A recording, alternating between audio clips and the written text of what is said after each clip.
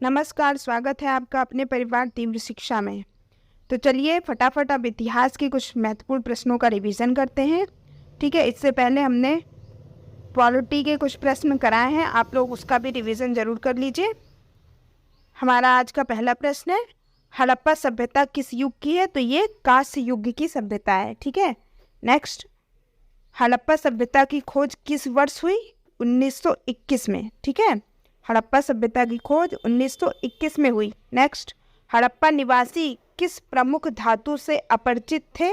लोहा से। कई बार ये प्रश्न एग्जाम में आया है कि किस धातु से वे अपरिचित थे, तो लोहा से। ठीक है, नेक्स्ट, सिंधु घाटी सभ्यता में विशाल स्नानागार कहाँ पाया गया? मोहनजोदड़ो में। ठीक है, मोहनजोदड़ो का क्या अर्थ होता है? मृतकों का टीला। नेक्स्ट, भारत में खोजा गया सबसे पुराना शहर कौन सा है? हड़प्पा। नेक्स्ट, हड़प्पा सभ्यता में हल से जोते गए खेत के साक्ष्य कहाँ से मिले हैं? कालीबंगा से। वेरी वेरी इंपॉर्टेंट, हड़प्पा सभ्यता में हल से जोते खेत के साक्ष्य कालीबंगा से मिले हैं। नेक्स्ट, कालीबंगा स्थल राजस्थान के किस जिले में स्थित है? ये हनुमानगढ़ में है। नेक्स्ट, हड़प्पा सभ्यता का सर्वाधिक मान्यता प्राप्त काल कौन सा है? वो है 2500 ईसा पूर्व से 1700 ईसा पूर्व। ठीक है, हड़प्पा सभ्यता का सर्वाधिक मान्यता काल किसको मिला? 2500 ईसा पूर्व से 1700 ईसा पूर्व। नेक्स्ट, भारत की आर्थिक राजधानी क्या है? मुंबई शहर। नेक्स्ट, जैन धर्म के प्राचीन आगम ग्रंथों की भाषा क्या थी? प्राकृत। जैन धर्म के प्राचीन आगम ग्रंथों की भाषा प्राकृत, जैन प्राकृत, ध्यान रखिएगा। नेक्स्ट, किस चीन या शासक ने 1341 ईस्वी में मोहम्मद बिन तुगलक के दरबार में अपना राजदूत भेजा था? वो थे तोगन तिमूर। अभी तक हमने पढ़ा है कि मोहम्मद बिन तुगलक के दरबार में कौन सा चीन यात्री भारत आया, लेकिन ये किसने भेजा था? ठीक है, तो अब थोड़ा लेवल देख लीजिएगा कि किस चीन शासक ने 1341 ईस्वी में मोहम्मद बिन तुगलक के दरबार में अपना राजदूत भेजा? तो वो थे तोगन तिमूर। ठीक है, देखिए मोहम्मद तुगलक, तुगलक तिमूर, एक ता आ रहा है ना, आप इससे ध्यान रखिएगा। ठीक है, नेक्स्ट, मयूर सिंहासन किसने बनवाया था? तो ये शाहजहां ने इसे बनवाया था। ठीक है, नेक्स्ट, शाहजहां की बेगम का क्या नाम था? मुमताज। नेक्स्ट, मयूर सिंहासन को बनाने वाले कलाकार का क्या नाम था? बादल खां। ठीक है, ये देखिए बादल खां ने मयूर सिंहासन बनाया। ठीक है, नेक्स्ट, दिल्ली के सुल्तानों में ऐसा कौन था जिसने योग्यता के आधार पर पद देना प्रारंभ किया? वो थे मोहम्मद बिन तुगलक। ठीक है, ये बढ़िया काम किसने शुरुआत किया था? मोहम्मद बिन तुगलक। इसकी योजनाएं अच्छी थी, लेकिन समय पर नहीं, वैसा समय नहीं था उसको लागू करने का, इसलिए ये विफल हुआ। तो दिल्ली के सुल्तानों में ऐसा कौन सा सुल्तान था जिसने योग्यता के आधार पर, ये लाइन ध्यान रखिए, योग्यता के आधार पर पद देना प्रारंभ किया? कौन? मोहम्मद बिन तुगलक था। नेक्स्ट, मोहम्मद बिन तुगलक ने अपनी राजधानी कहाँ स्थानांतरित की? तो दौलताबाद। ठीक है, नेक्स्ट, मोहम्मद बिन तुगलक के दरबार में किसने 17 साल गुजारे? तो ये बर्नी, ये जियाउद्दीन बर्नी। ठीक है, लेखक थे ना, तो मोहम्मद बिन तुगलक के दरबार में किसने 17 साल गुजारे? बर्नी। नेक्स्ट, कृषि के विकास के लिए मोहम्मद बिन तुगलक ने किस विभाग की स्थापना की? दीवाने ए कोही। ठीक है, जैसे आज भी कृषि का विकास के लिए कृषक विभाग अलग है ना, तो मोहम्मद तुगलक ने भी आज के हिसाब से देखिए कितनी अच्छी अच्छी नीतियां उसने बनाई, पर उसका सही से उसके दरबार के लोगों ने और इस परिस्थिति उस समय की नहीं बताई। ठीक है, तो देखिए क्या है, कृषक विकास के लिए दीवाने कोही, कासे कृषक कासे कोही, ऐसे दिमाग में कहानी बना के लिख रखिए। आगे देखते हैं, मोहम्मद बिन तुगलक ने किसे चीन के शासक तोगन तिमूर के दरबार में अपना राजदूत बनाकर भेजा? तो इब्न बतूता को। अभी मैंने पढ़ा ना कि तोगन तैमूर ने राजदूत बनाकर भेजा मोहम्मद तुगलक के दरबार में। तोगन तिमूर चीन के थे और किसको भेजा? इब्न बतूता को। नेक्स्ट, मोहम्मद बिन तुगलक को मानसिक रूप से विक्षिप्त किसने माना? तो ये ब्रिटिश इतिहासकार एल्फिंस्टन ने। ठीक है, ब्रिटिश इतिहासकार एल्फिंस्टन ने क्या माना? मानसिक रूप से पागल।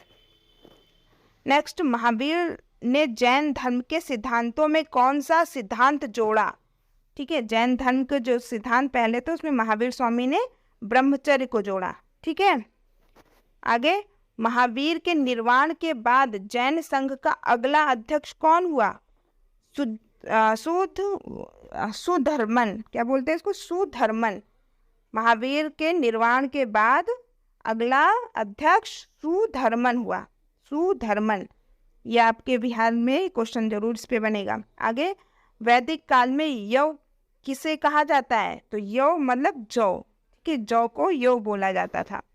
नेक्स्ट, दिलवाड़ा के प्रसिद्ध जैन मंदिरों को किसने बनवाया था? सोलंकियों ने। दिलवाड़ा के प्रसिद्ध जैन मंदिरों को सोलंकियों ने बनवाया था। ठीक है, सोलंकियों, ध्यान रखिएगा। दिल 16 साल में है वो होने लगता है, 16 लड़कियों को नहीं देना चाहिए, ऐसे भी आप ट्रिक लगा सकते हैं। दिल सोलंकियों ने इसका निर्माण कराया था। ठीक है, कौन से? दिलवाड़ा के जैन मंदिरों का। नेक्स्ट, बौद्ध धर्म के प्रवर्तक गौतम बुद्ध का जन्म कब और कहाँ हुआ?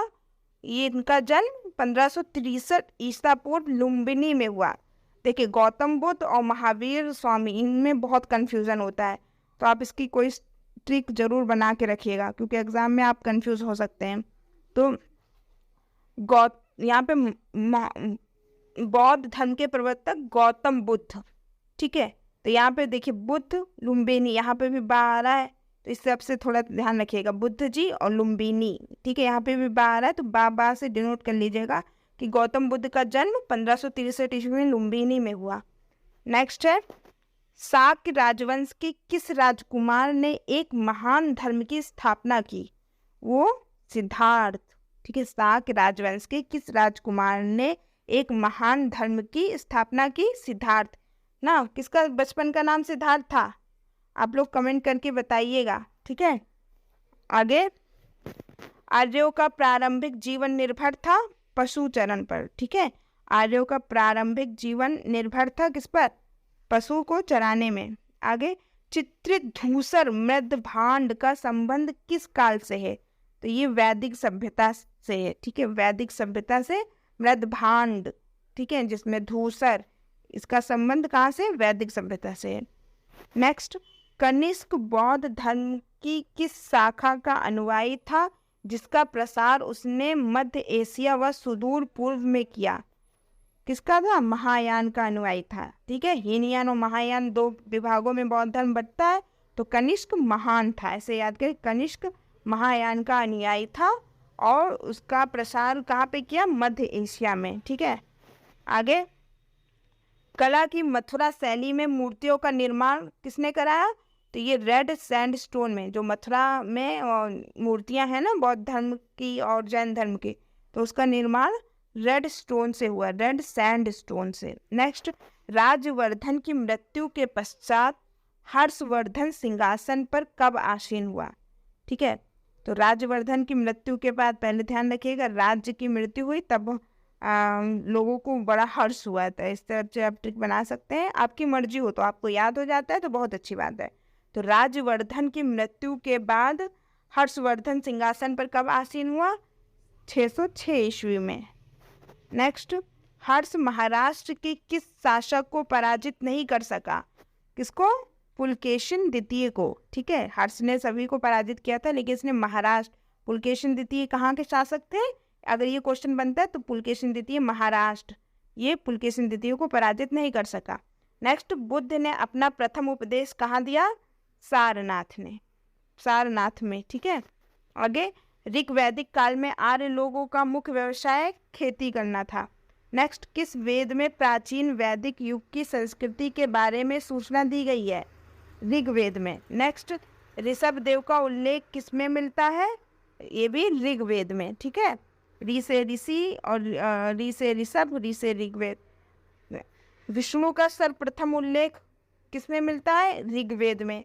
ऋग्वेद में वर्णित सभ्यता कौन सी है? तो ये सैनिक कुलीन तंत्र। ऋग्वेद में वर्णित सभ्यता सैनिक कुलीन तंत्र। नया क्वेश्चन, इंपॉर्टेंट क्वेश्चन, सैनिक कुलीन तंत्र ऋग्वेद में इसकी ये वाली सभ्यता वर्णित है। नेक्स्ट, किसके शासनकाल में 1398 ईस्वी में तैमूर ने दिल्ली पर आक्रमण किया? तो उस समय नसरुद्दीन मोहम्मद तुगलक का शासन था। ठीक है, नसरुद्दीन मोहम्मद तुगलक के शासन में तैमूर ने आक्रमण किया। आगे, निजामुद्दीन औलिया किस मुगल के मतलब किस तुगलक के समकालीन थे? तो ये गयासुद्दीन तुगलक।